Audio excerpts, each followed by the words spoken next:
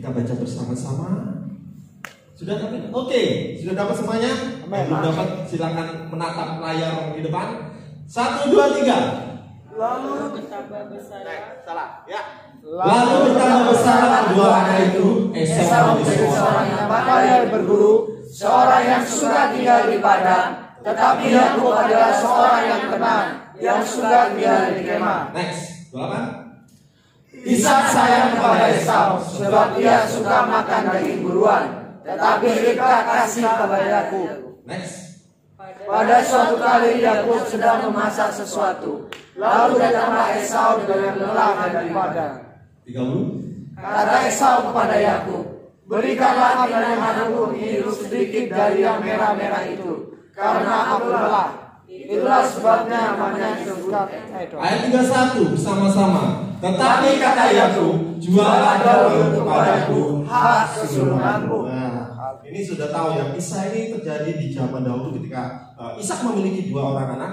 Pertama adalah Esau, yang kedua adalah Yakub. Nah, Esau adalah seorang anak sulung. Karena anak sulung, jadi ya nomor 1 dong ya. Yang kedua adalah Yakub. Perbedaannya tadi itu sudah kelihatan bahwa Esau itu suka berluyuran. Nah, sementara Yakub itu anak teman. Terus dari fisik juga berbeda. Kalau Esau itu berbulu kayak siapa ya? Kayak Ishak kayak berbulu gitu ya. Penuh dengan bulu ya. Ya, terus kalau Yakub mungkin seperti saya gitu ya. Polos, tidak ada brewok, tidak ada apa gitu ya. Mulus. Tetapi dikisahkan pada saat ini adalah perbedaan 2 orang ini, di mana pada akhirnya bukan Esau yang menjadi umat pilihan Tuhan, tetapi Yakub yang menjadi umat pilihan Tuhan, sehingga nanti dia berubah nama menjadi Israel. Nah, keturunan Yakub inilah yang nantinya akan meneruskan berkat-berkat daripada Israel itu ya. Bagaimana kita mau belajar kisah ini seorang Yakub? Apa sih yang dimiliki Yakub ini sehingga dia bisa menjadi seorang yang dipilih oleh Tuhan? Oke, kita akan langsung saja. Apa yang diperoleh? Ayat 27 ditampilkan. Bertambah besar kedua anak itu, Esau menjadi seorang yang pandai berburu, seseorang yang suka tinggal di padang, tetapi Yakub adalah seorang yang tenang. Stop dulu di situ. Tampilkan. Yakub adalah seorang yang tenang. Tenang itu kayak apa sih? Tenang itu kayak apa? Saudara pasti begini. Tenang itu kayak apa ya? Saya memikirkan tenang itu menjadi 3 bagian saudara. Kayak film. Kalau tenang yang pertama itu kayak film Mandarin. Artinya apa? Dari fisiknya. Dari fisiknya tenang. Kalau Mandarin itu film Korea, film Jepang, film Cina gitu kan. Orang-orang dari sana kayak tenang gitu ya. Tidak suka marah, enggak kayak beringas gitu enggak ya, tapi tenang gitu ya. Dari perawakannya tenang, santai gitu ya, tidak terburu-buru, tenang. Itu kalau film Korea. Itu kalau secara fisik tenang. Tapi kalau kita berbicara ketenangan yang kedua, itu seperti film Eropa. Tenang dalam arti kata dia sudah punya persiapan, saudara. Kamu kalau sudah punya persiapan pasti tenang. Misalkan ujian, besok ujian, tenang. Saya sudah tahu jawabannya. Gurunya CS saya. Tenang dalam arti kata kalian sudah punya persiapan. Itu yang tenang kedua. Kalau tadi tenang pertama secara fisik ya, memang itu dia kelahirannya orangnya suka gitu, tenang santai, nggak keburu-buru, nggak gusar-gusur gitu ya. Orangnya tenang, itu secara fisik. Yang kedua, tenangnya itu karena dia punya persiapan. Kalau film Eropa kan gitu, perang, bos, kita dihajar nih, mau tentara nih, ada peperangan gimana nih? Tenang, saya punya senjata rahasia. Ya. Tenang dalam arti kata dia sudah siap. Ya. Tenang yang ketiga, ini kayak film India. Kenapa saya bikin kayak film India? Karena tenangnya ini seperti gini. Tenang dalam arti kata dia punya pengaruh yang kuat. Ya. Gitu. Ceritanya begini. Suatu kali siapa ini? Sarukan ya, naik sepeda motor. Cek gitu. sambil bernyanyi dia melenggang di jalan, lalu ternyata ada polisi yang dekat, inspektur, komisaris, dicegat, stop, sarukan. Dia dicegat polisi dengan alasan tidak pakai helm. Misalkan ya, ini cerita ya, nggak ada di Alkitab. Berhenti. Hai, kamu tahu pesanan kamu? Tahu Pak Komisaris? Saya tidak pakai helm, Pak Inspektur ya. Pak Inspektur, saya tak punya nggak pakai helm. Oh ya. Oh gitu. Kalau gitu kamu saya tilang. Sebentar Pak Inspektur, saya mau telepon dulu. Papa gimana? Ini ada yang mau ngomong. Pak, sebentar ini ada yang mau ngomong gitu. Orangnya langsung tegang. Siap dan. Enggak saya bilang dan. Ternyata bapaknya Kapolda. Ya, ampun dan. Seperti itu. Karena apa? Tenang. Si Saulus ini tenang sambil bernyanyi. Karena dia punya backing yang kuat, saudara. Jadi ada 3 ketenangan ini kita peroleh dari Yakub. Saya nggak tahu Yakub ini yang mana ya. Tapi saya pelajari tiga personality, 3 ketenangan ini yang dimiliki oleh Yakub. Dia orang yang tenang. Tenang dalam arti kata, oke, dia orang yang tenang. Bisa dikatakan bahwa dia orang rumahan. Bisa jadi dia orang yang tenang, tidak gusar-gusur, tidak terbawa nafsu, emosi di jalan, gitu ya. Dipepet orang bergaya, enggak ya, tahan ya. Memang perjuangan kalau naik kendaraan itu perjuangan yang besar, saya mengalaminya. Ya itu tenang. Terus kedua dia adalah orang yang punya persiapan. Oh iya, saya tidak takut, saya tidak khawatir. Inilah si Yakub. Lalu yang ketiga, dia tenang karena dia punya backing, dia punya Allah yang hebat. Dia punya orang yang luar biasa. Mungkin orang tuanya itu orang yang kaya. Ishak itu sungguh diberkati, saudara. Tapi dia percaya di belakang semua itu dia tahu Allah Abraham, Allah Ishak, dan nanti akan menjadi Allah Yakub itu ada di belakang dia. Tidak seperti film India tadi ya, dia karena kesalahan ya, jangan dilakuin nanti ya. Nggak pakai helm, saudara. Kenapa? Telepon bapak. Siapa bapaknya? Siapa bapak kamu? Tukang parkir di Samsat sana Pak. Beda ya. Tetapi ini kenyataannya bahwa kita memiliki seorang sosok yang membacking kita, saudara. Dan semuanya itu membuat kita tidak khawatir, tidak takut. Karena kita mempunyai backing Tuhan segala Tuhan, Allah segala Tuhan, Allah yang sanggup melakukan segalanya. Jadi si Yakub ini adalah orang yang tenang, saudara. Orang yang bisa melakukan apa saja, tetapi dengan ketenangannya. Jangan buru-buru, jangan gusar-gusur, tetap tenang. Tenang karena saudara memiliki persiapan, karena juga Allah ada di pihak kita. Oke? Mengerti di tenang ini? Lanjut. Yang kedua, siapa si Yakub? Ternyata dia suka tinggal di kemah ya, di ayat selanjutnya. Tetapi Yakub adalah seorang yang tenang. Dan yang kedua, yang suka tinggal di kemah.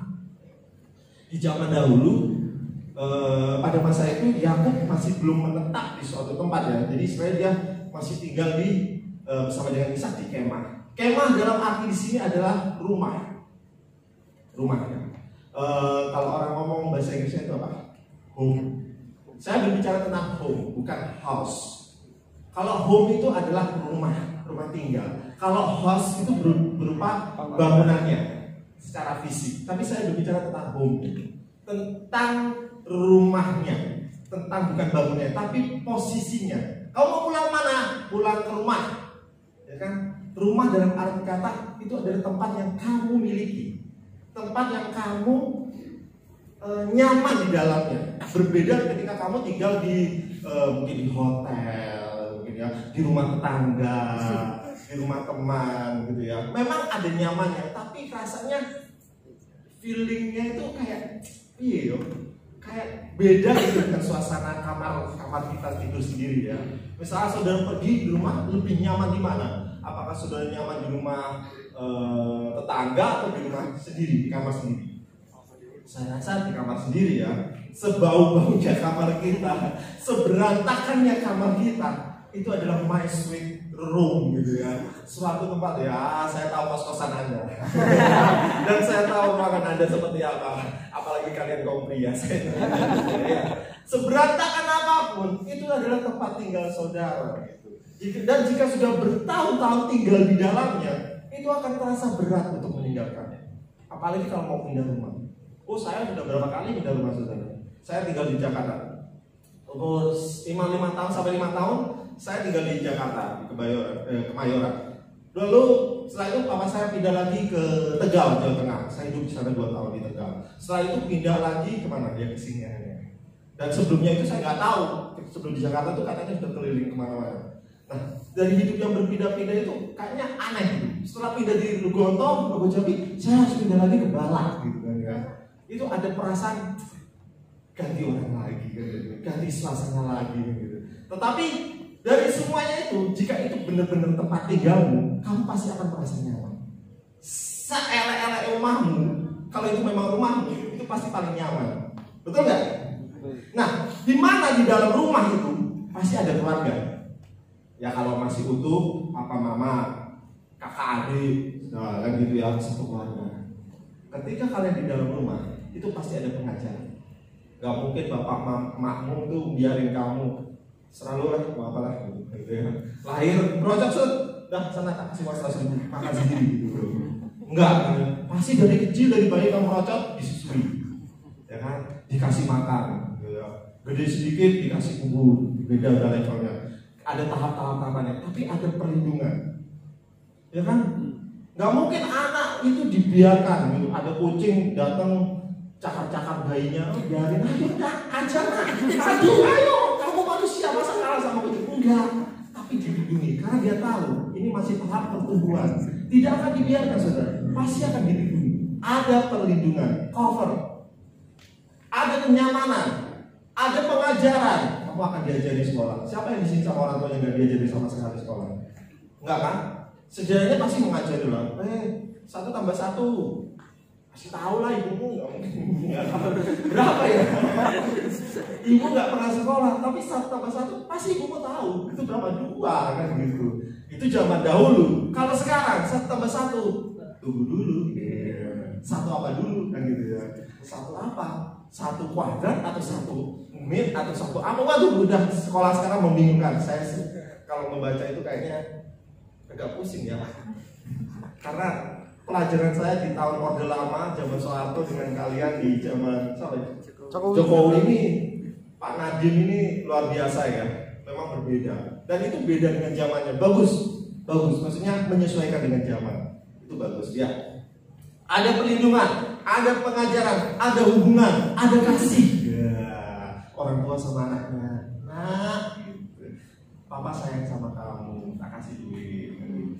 Ibu, nak, ibu sayang sama kamu, minta duit nggak ada.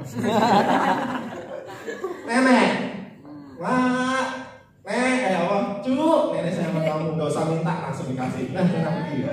Beda ada gitu sih di apa? Di apa? IG Instagram ya. Ada hubungan, ada kasih, ada perlindungan, semuanya ada. Makanya saya bersyukur juga dengan corona ini ya. Ya kan? Kenapa? Katanya kerja harus dari rumah, sekolah dari rumah. Nah, ini mungkin momen-momennya kamu memperbaiki hubungan, kan gitu, kumpul. Bagus nih corona. Jadi dia corona ini tujuannya mungkin untuk mempersatukan keluarga gitu. Gak usah keluyuran. Ayo kumpul di rumah, ngobrol. Orang tua yang biasa kerja keluyuran, kumpul di rumah ngajarin anaknya sekolah. Kayak gitu kan. Ambil hikmahnya aja kan gitu. Yang biasa sekolah nggak tahu, udah cenderung yang suka bolos kemana-mana, akhirnya sekolah bener-bener sekolah kan di rumah gitu, diawasi sama bapak. Bener nggak sih? Itu sistem online gimana sih? Maksudnya kalian absen juga? Absennya gimana? Ya ngerjain tugas ngumpulin. Ngumpulinnya berarti via email gitu? Iya. Terus absennya gimana? Ada video call gitu? Iya. Hah? Ada tugas doang. Enggak, maksudnya absennya gimana?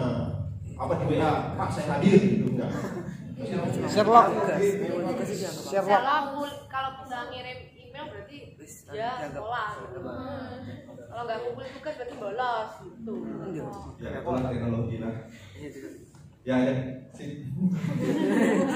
Kerja di rumah, ya kan enak. Saya juga gitu, saya mengikuti peraturan Ya memang pemerintah. gitu.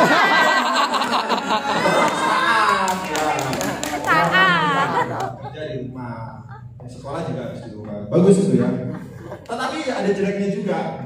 Katanya kayak Nokia. Kalau Nokia itu connecting people. Tapi kalau corona menjauhkan. Orang sarapan aja pikir-pikir ya. Iya, ternyata terus hebat lah corona ini. Ya kita ambil positifnya. Yang kedua tadi apa? Suka tinggal di kemah. Ada hubungan keluarga antara Bapak Ishak dan Ibu Rika ya. Ada hubungan. Dia mengajar Yakub sehingga menjadi lebih baik. Yang ketiga, apa yang dimiliki oleh Yakub? Pintar memasak bro.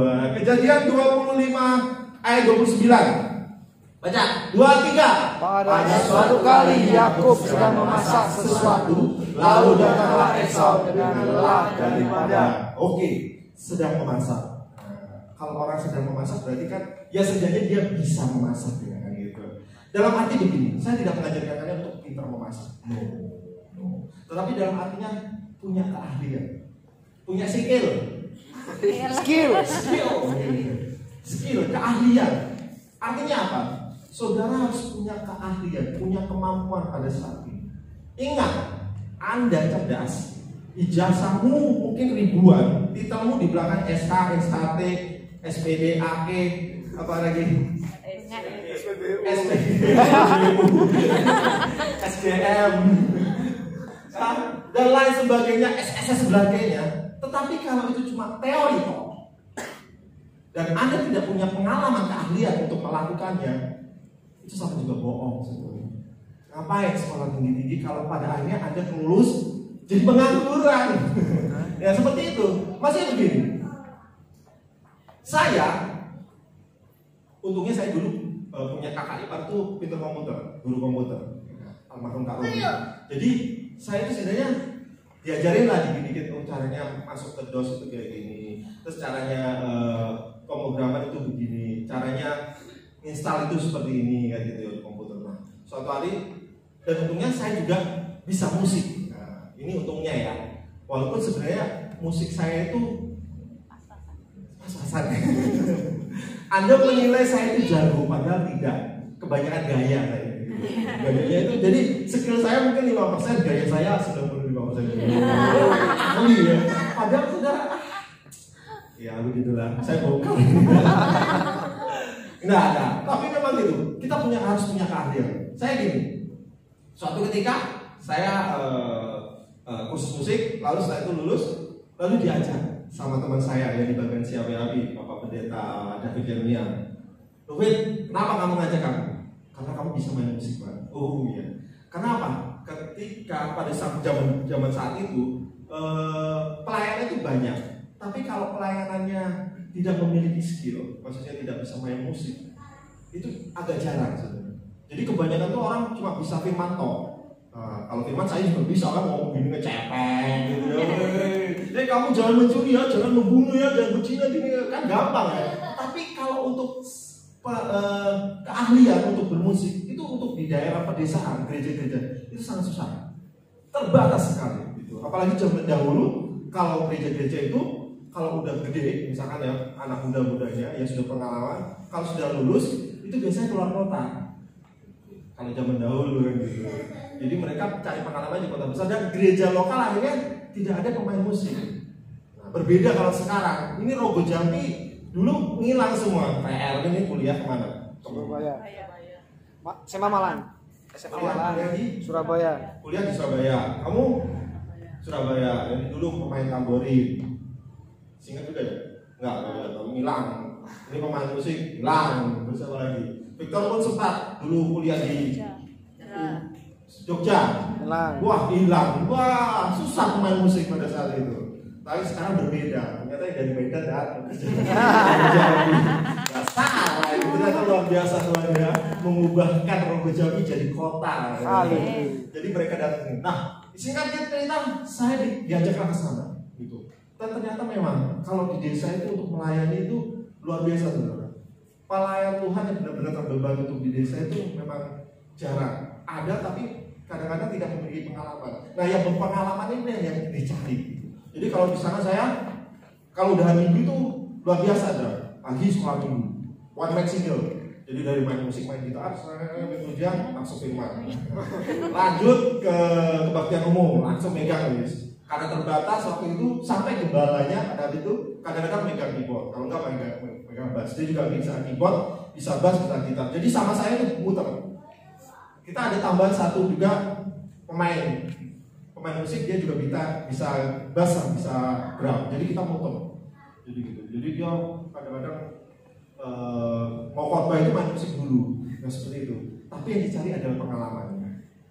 Artinya sampai pada saat ini ijazah kalian tidak bisa menentukan 100% kalau kalian itu bisa memperoleh pekerjaan.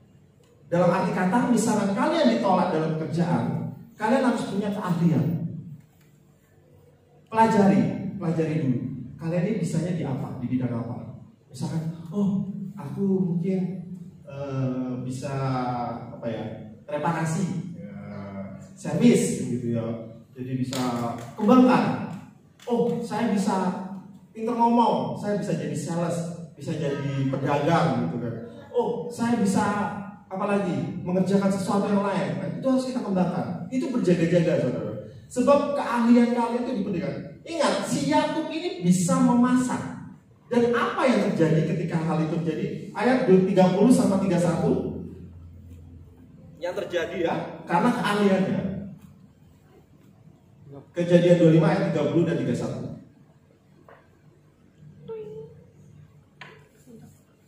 Ketemu? Bisa? Belum ketemu, sudah. 30. Kata Esau, 29 dulu, sorry. Pada suatu kali Yakub datang sedang memasak sesuatu, lalu datanglah Esau dengan lelah dari padang. Lalu kedua, kata Esau kepada Yakub, berikanlah kiranya aku menghirup sedikit dari yang merah-merah itu, karena aku lelah. Itulah sebabnya namanya disebut Edom. 31. Tetapi kata Yakub, jualah dahulu kepada Tuhan kesuruhan. Esau ini datang.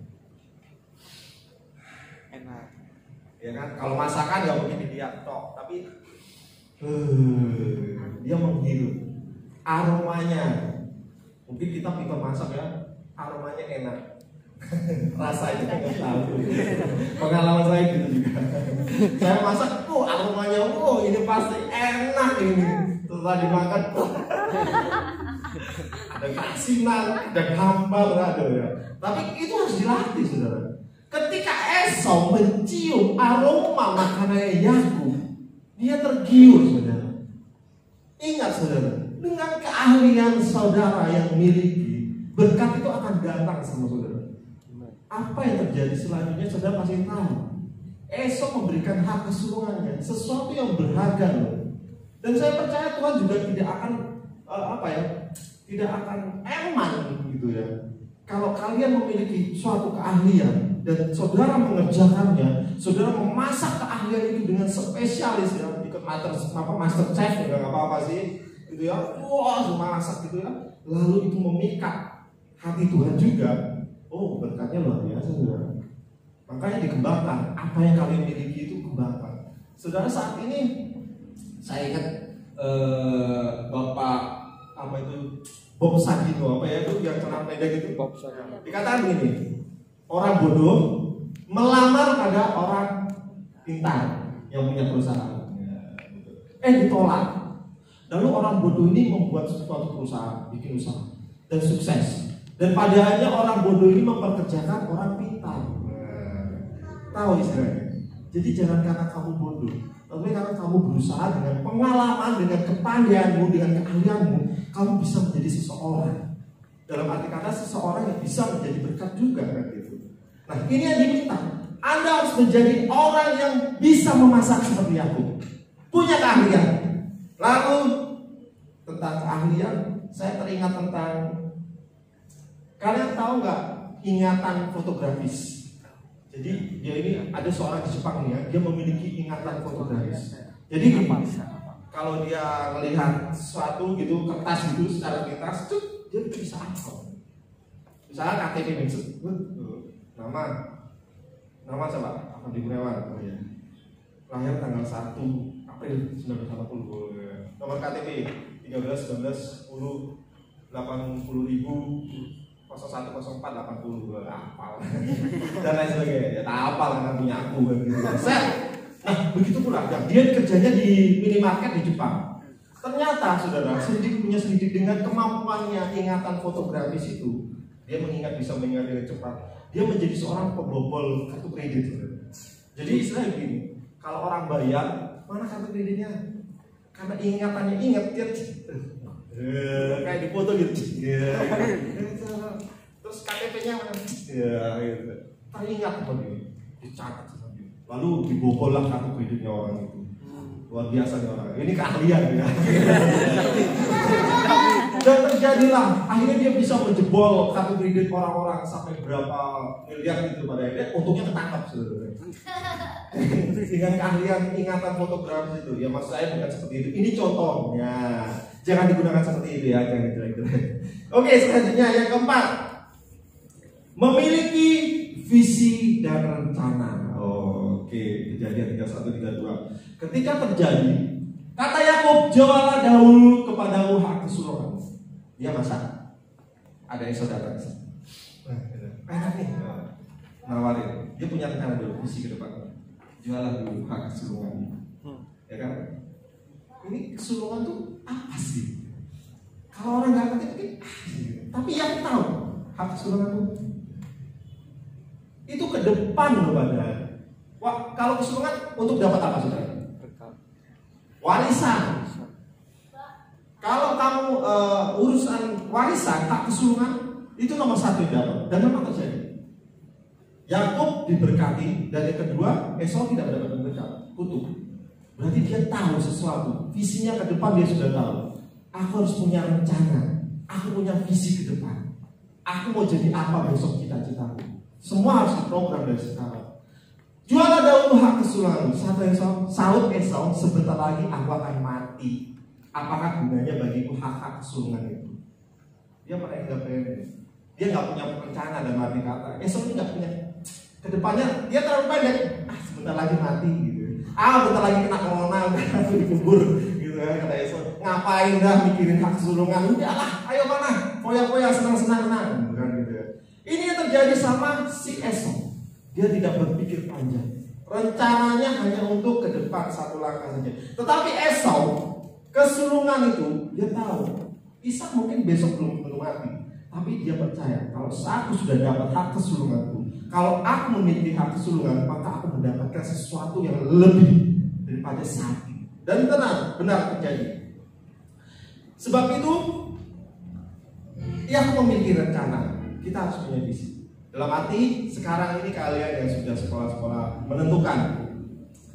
Yang SMA, aku mau besok mau kuliah atau mau kerja gitu. Yang SMP, aku mau SMA atau mau langsung kerja. Kalau mau langsung kerja, aku berarti ambil SMK kejuruan. Kalau aku mau kuliah berarti ambil SMA gitu. Yang sudah SMA mau kuliah, aku mau ambil jurusan apa?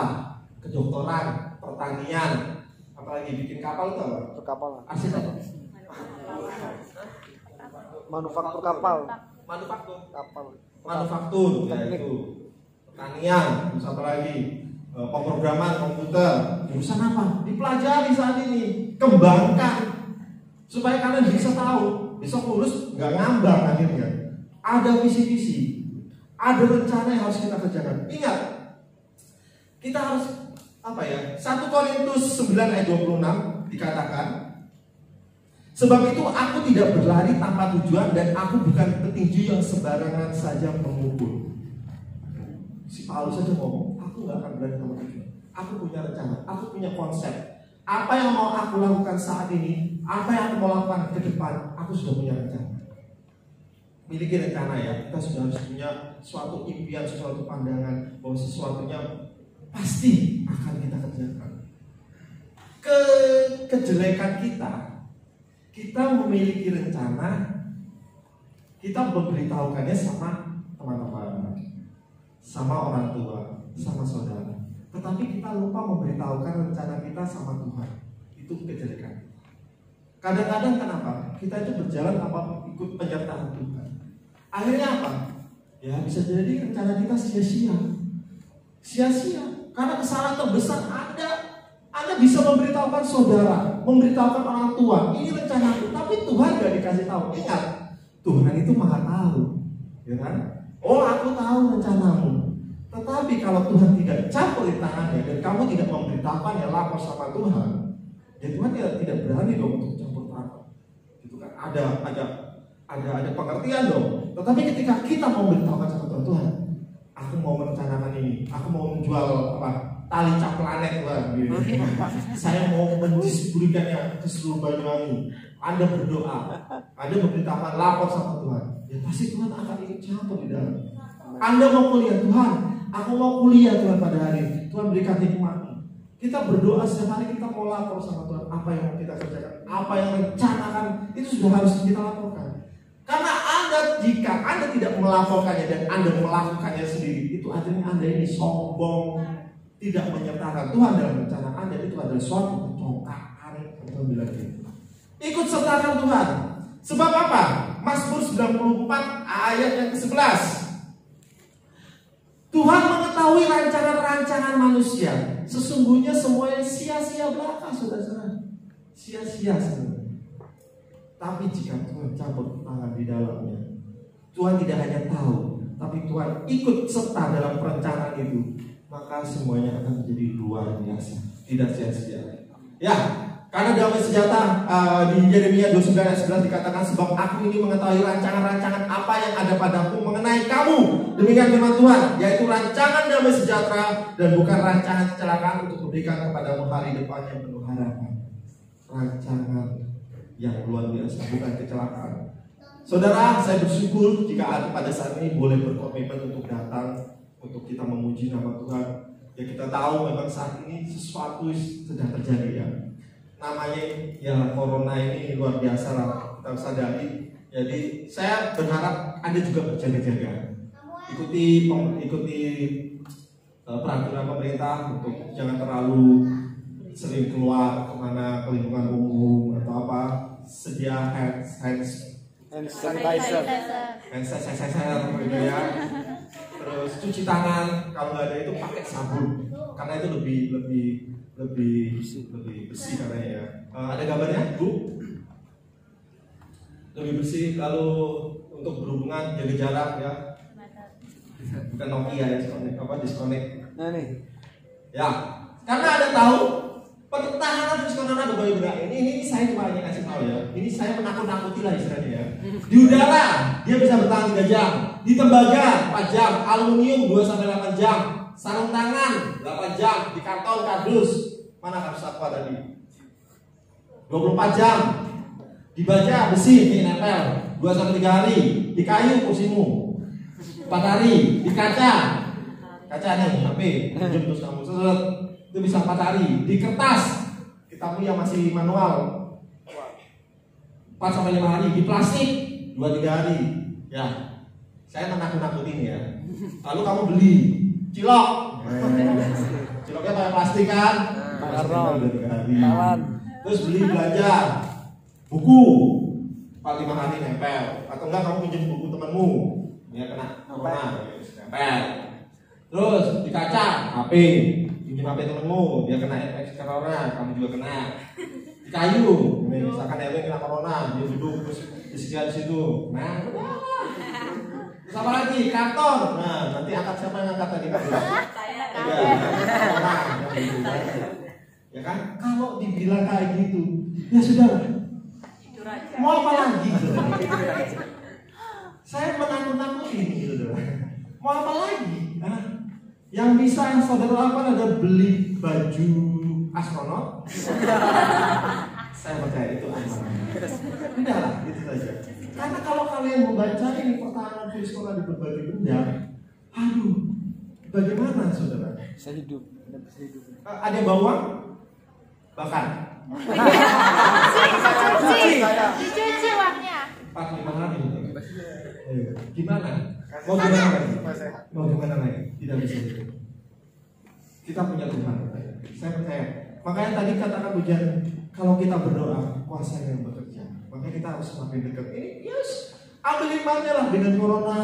Saya semakin dekat dengan Tuhan. Saya nggak keluyuran di rumah. Saya berkumpul dengan orang tua. Saya bercengkrama dengan papa saya, dengan ibu saya, dengan adik kakak saya. Ya kan? Saya dengan adik orang ini, saya bisa semakin rajin cuci tangan gitu. Dulu saya ini kemprok jarang mandi.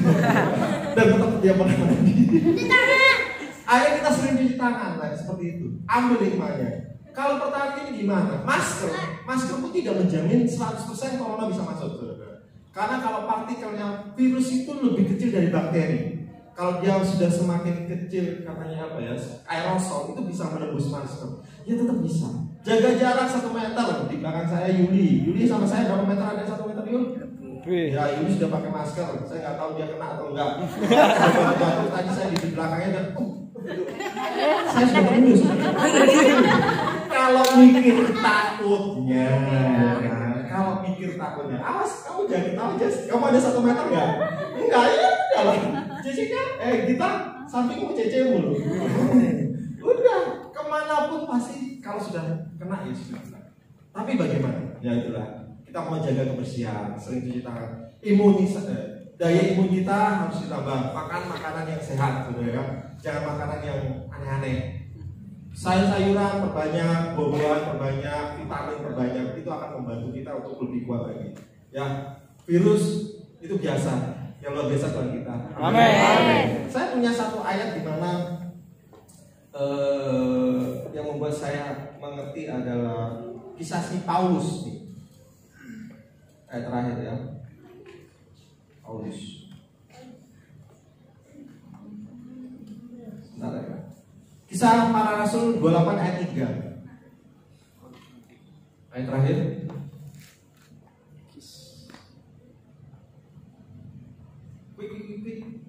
Ketika Paulus memungut seberkas ranting-ranting dan meletakkannya di atas api, keluarlah seekor ular beludak karena panasnya api itu, lalu menggigit tangannya. Next. Ketika orang-orang itu melihat ular itu terpaut pada tangan Paulus, mereka berkata seorang kepada yang lain, orang ini sudah pasti seorang pembunuh, sebab meskipun dia telah luput dari laut, dia tidak dibiarkan hidup oleh Dewi Galilea. Next. Tetapi Paulus mengibaskan ular itu ke dalam api dan dia sama sekali tidak menderita sesuatu. Saya pelajari dari si Paulus. Kita berhati-hati, tetapi jangan fobia. Kamu jangan deketin aku ya, jangan satu mobil sama aku ya.